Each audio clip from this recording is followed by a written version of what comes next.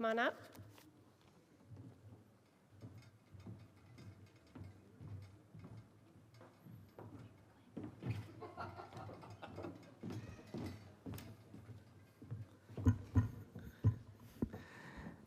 And yes, it's me again. I'm so sorry for all of you guys. Okay. Hadi Dinisay Saikuse Skyze. Again, I am Mike Bote, the Chief Operating Officer of Sekani Family Services. As mentioned in my presentation earlier, Cheryl Thomas cannot make it today, so it takes 4 of us to present on her behalf. So that's how complex the work is. So we have Sonya, Rowland. I introduced her earlier. And then we have Rhonda. They will talk more about their programs later. The person I haven't introduced yet is Patricia. All right, let's dive right into it. I have the slide. All right, so that's the org chart. The only person I haven't mentioned is Anita Wu, the executive assistant of Cheryl. And for Patricia specifically, one thing that's important to note is she is the first CSFS staff who's eligible to become a C6 delegated social worker. So that's a big deal, right? So that's why I'm more than happy for her to talk about the child safety instead of myself, because she's the expert. All right, so child and family well-being, as I've mentioned, it's a spin-off from the bigger umbrella before with the Child and Family Services. Now we have Mary overseeing youth services and early childhood and the national advocacy. And then we have Cheryl overseeing child and family well-being. And this department provides services that are culturally grounded, trauma-informed, and community-centered. Right now, the focus of the services are in Prince George, Vancouver, Vanderhoof, Fort St. James, and Burns Lake. One of our strategic goals is to expand our geographic scope, and Rhonda and Sonya will talk about that later. And at the heart of it all is one focus: family wellness. Again, this is just a snapshot of the 3 different areas of child and family well-being, which Sonya, Patricia, and Rhonda will talk about. And that's the end of my involvement, so you'll be happy to know we'll be on time because they will do it. I'll hand it over to Sonya.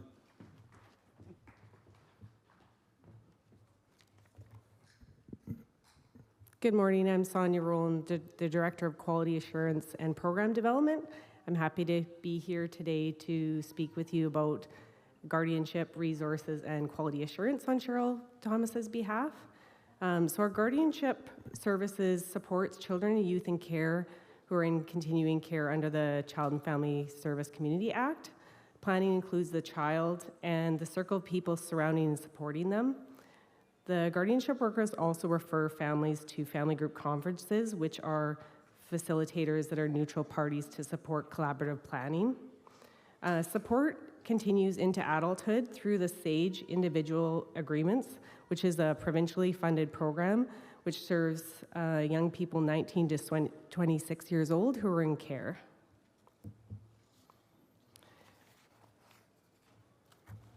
Resource Services is a voluntary program for adults who want to become CSFS contracted caregivers or out-of-care providers.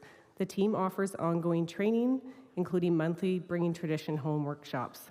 A key development this year is the expansion of the post-majority housing program in Prince George. Lastly, I'm going to talk about our quality assurance program. So to promote high quality and consistent services, we built a strong foundation for quality assurance. This includes ongoing staff training by practice consultants, quarterly internal case file reviews and audits through the CARF accreditation lead, client feedback through exit interviews and surveys,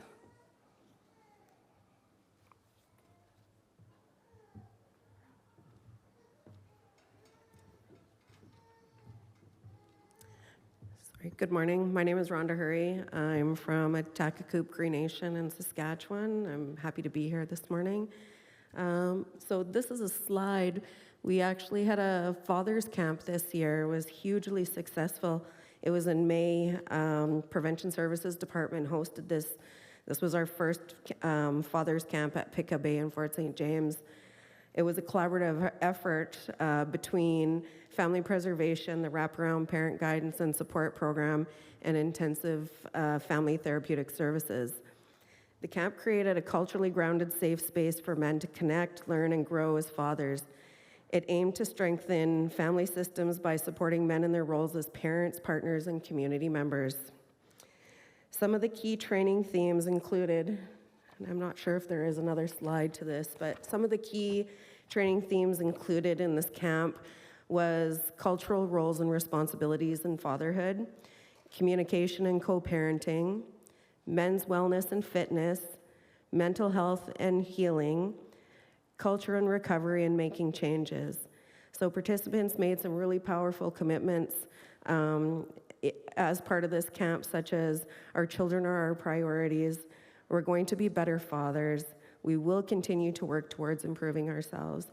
And it was really nice to see a group of men come together as strangers and leave camp as brothers. So we will be hosting this camp again next May. And then we were also going to be adding a women's camp. It will happen in June of next year for some of the mothers that we work with as well. So thank you.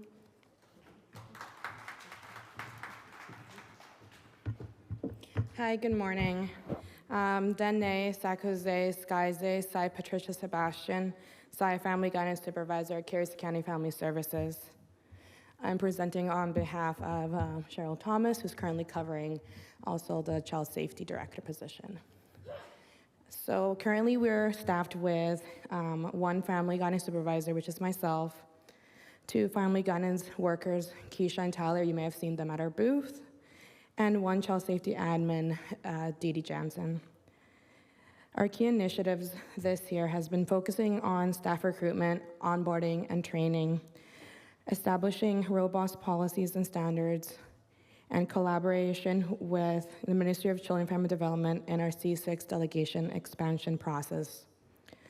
A major milestone, as Mike said, is I have completed my C6 delegation training, as well as being able to be eligible for the C6 for child protection for Carey County Family Services as we move forward for child safety. Our family guidance workers at this time have been working with designated representatives in our communities of Lake Bembing Nation and Sycus First Nations, and as we grow and expand and develop, we will be addressing other communities as well. The band designated representative, we were able to host the 5th session in October 2025, and the 6th session, sorry, there was a mistake on typo, but October 2024 and April of this year, 2025. Our training features curriculum adapted. We used IPS, and so Stephanie Cohnfall and myself curate the agendas. Our training is tailored for relevance and meaningful learning. For this year alone, we had for the very first time representatives and members from the 11 nations that we serve. And this included 50 participants and more, which included designated representatives, community members, and Carey County Family Services staff. We demonstrated commitment to inclusivity, collaboration, and culture revitalization in this process. Our impact has been enhancing community well-being and strengthening service delivery as well. Thank you.